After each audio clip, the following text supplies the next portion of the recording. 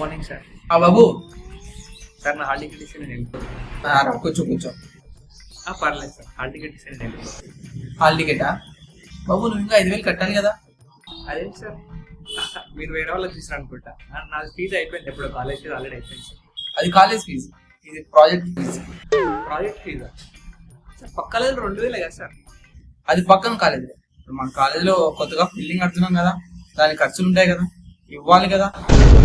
Building దాన్ని కూడా మేమే కట్టాలా? కడితే కట్టి, లేకపోతే హాల్ టికెట్ ఏమి నువ్వు. ఒకసారి కట్టేసి తీసుకోండి.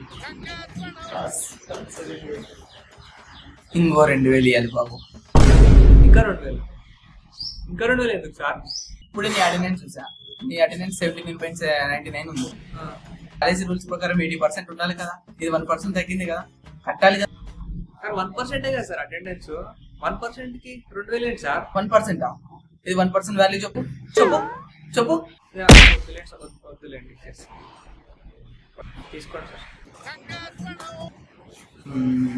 ఇంకో 1,000 రూపాయలు కట్టాలి బాబు. 1,000 రూపాయలు? ఈ 1,000 రూపాయలు ఎందుకు సార్? మన కాలేజ్ ఈవెంట్ అయింది, దాన్ని కట్టవా? సార్ నేను మొన్న ఈవెంట్కి రాలేదు సార్. నువ్వు రాకపోతే ఏంటి, నీకోసం వేసింది చేరు బొక్క, నీకోసం వండిన ఫుడ్ బొక్క. సగం మంది ఫుడ్ సరిపోలేస్తారు కదా. నాకు అవన్నీ తెలియదు బాబు, నువ్వు కడితే కట్టి, లేకపోతే హాల్ టికెట్. వద్దు సార్, వద్దు సార్, మా డబ్బులు ఇవ్వడానికి ఉన్నారు కదా. నువ్వు 500 కట్టాలి బాబు. 500? ఇంకెంత డబ్బులు తీసుకుంటారు సార్? 500 ఎందుకు? మన కాలేజ్ ట్రస్ట్ ఉంది కదా, కట్టాలి కదా. కాలేజ్ లెక్చరర్స్ ఉన్నారు కదా, వాళ్ళ పిల్లలు బట్టలు కొనాలి కదా.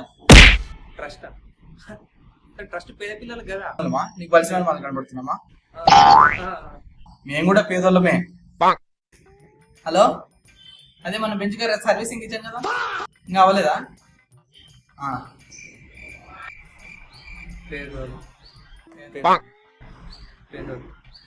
పేదోళ్ళు కట్టు, హాల్ టికెట్. వద్దు సార్, ఇచ్చేసి సార్. నా దగ్గర అంతా అయిపోయింది సార్, 100 రూపాయలు తప్ప ఏం లేవు సార్. 7th కదా నీ లాస్ట్ డేట్, లేట్ ఫీస్ ఇంకా 100 రూపాయలు. ఛార్జీలు కూడా డబ్బులు లేవు సార్. లేట్ ఫీస్ ఉంటుంది. రక్తం తాగేస్తారు కదా సార్.